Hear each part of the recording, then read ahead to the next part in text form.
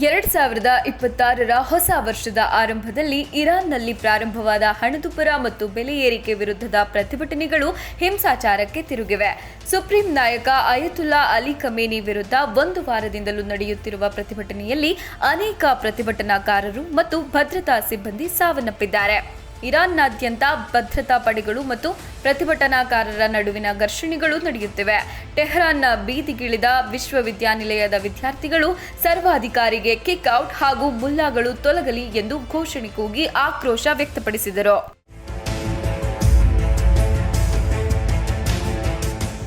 2020ರ ದೆಹಲಿ ಗಲಭೆಗೆ ಸಂಬಂಧಿಸಿದಂತೆ ದೇಶದ್ರೋಹಿ ಆರೋಪದಡಿ ದೆಹಲಿಯ ತಿಹಾರ್ ಜೈಲಿನಲ್ಲಿರುವ ಉಮರ್ ಖಾಲಿದ್ಗೆ ಬೆಂಬಲ ವ್ಯಕ್ತಪಡಿಸಿದ ನ್ಯೂಯಾರ್ಕ್ ಮೇಯರ್ ಜೊಹ್ರಾನ್ ಮಮ್ದಾನಿ ಪತ್ರ ಬರೆದಿದ್ದಾರೆ. ಈ ಪತ್ರವನ್ನು ಆತನ ಸ್ನೇಹಿತರು ಸಾಮಾಜಿಕ ಮಾಧ್ಯಮದಲ್ಲಿ ಹಂಚಿಕೊಂಡಿದ್ದಾರೆ. ನಿಮ್ಮ ಪೋಷಕರನ್ನು ಭೇಟಿ ಮಾಡಿದ್ದು ಸಂತಸ ತಂದಿತು. ನಾವೆಲ್ಲರೂ ನಿಮ್ಮದೇ ಯೋಚನೆಯಲ್ಲಿದ್ದೇವೆ ಎಂದು ಜೊಹ್ರಾನ್ ಮಮ್ದಾನಿ ಆ ಪತ್ರದಲ್ಲಿ ಬರೆದಿದ್ದಾರೆ. ಈ ಮಧ್ಯೆ ಅಮೆರಿಕದ 8 ಜನಪ್ರತಿನಿಧಿಗಳು ಖಾಲಿದ್ಗೆ ಬೆಂಬಲ ವ್ಯಕ್ತಪಡಿಸಿದ್ದಾರೆ.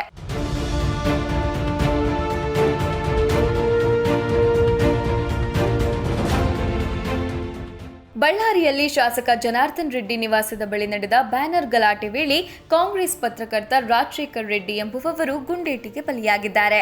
ಈ ಘಟನೆ ಕಾಂಗ್ರೆಸ್ ಹಾಗೂ ಬಿಜೆಪಿ ನಡುವಣ ವಾಕ್ಸಮರಕ್ಕೆ ಕಾರಣವಾಗಿರುವಂತೆಯೇ ಪ್ರಕರಣ ಸಂಬಂಧ 4 ಪ್ರಕರಣ ದಾಖಲಾಗಿದೆ ಎಂದು ರಾಜ್ಯದ ಸಹಾಯಕ ಪೊಲೀಸ್ ಮಹಾನಿರ್ದೇಶಕ ಹಿತೇಂದ್ರ ತಿಳಿಸಿದರು. ಈ ಮಧ್ಯೆ ಘಟನೆ ಕುರಿತು ಪ್ರತಿಕ್ರಿಯಿಸಿರುವ ಸಿಎಂ ಸಿದ್ದರಾಮಯ್ಯ, ಘಟನೆ ಬಗ್ಗೆ ತನಿಖೆ ಮಾಡಲು ಗೃಹ ಇಲಾಖೆಗೆ ಸೂಚಿಸಿದ್ದೇನೆ. ಅದು ಬಿಜೆಪಿಯವರ ಗನ್ನಿಂದ ಬುಲೆಟ್ ಹಾರಿದೆಯೇ ಇಲ್ಲ ಕಾಂಗ್ರೆಸ್ನವರ ಗನ್ನಿಂದ ಬುಲೆಟ್ ಹಾರಿದೆಯೇ ಎಂದು ತಿಳಿಯಬೇಕಿದೆ. ತನಿಖೆ ಮಾಡಿ ವರದಿ ನೀಡಿ ಎಂದು ಹೇಳಿದ್ದೇನೆ ಎಂದರು.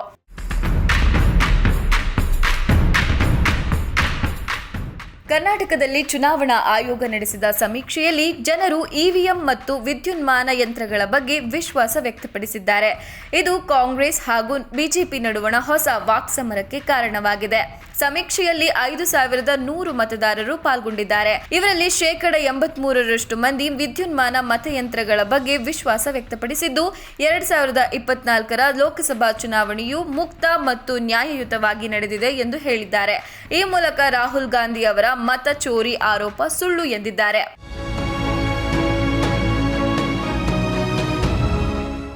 ಹದಿನೇಳು ವರ್ಷದ ಬಾಲಕಿಯನ್ನು ಕಾರಿನಲ್ಲಿ ಅಪಹರಿಸಿ ಅನುಚಿತವಾಗಿ ವರ್ತಿಸಿದ ಆರೋಪದ ಮೇಲೆ ಗ್ರಾಮಸ್ಥರಿಂದ ವಧೆ ತಿಂದ ಯೂಟ್ಯೂಬರ್ನನ್ನು ಬೆಂಗಳೂರು ದಕ್ಷಿಣ ಜಿಲ್ಲೆಯ ಮಾಗಡಿ ಪೊಲೀಸರು ಬಂಧಿಸಿದ್ದಾರೆ. ತುಮಕೂರು ಜಿಲ್ಲೆಯ ಶಿರಾದ RG ಡಿಜಿಟಲ್ ನ್ಯೂಸ್ ಯೂಟ್ಯೂಬ್ ಚಾನೆಲ್ನ ರವಿ ಜಮ್ಮುನ ಬಂಧಿತ ಆರೋಪಿ.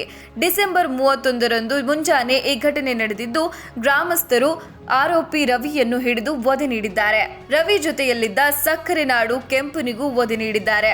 ಬಳಿಕ ಪೊಲೀಸರು ರವಿ ಎಂಬಾತನನ್ನು ಅರೆಸ್ಟ್ ಮಾಡಿದ್ದು, ಉಳಿದವರನ್ನು ವಿಚಾರಣೆ ನಡೆಸಿ ಕಳುಹಿಸಿದ್ದಾರೆ.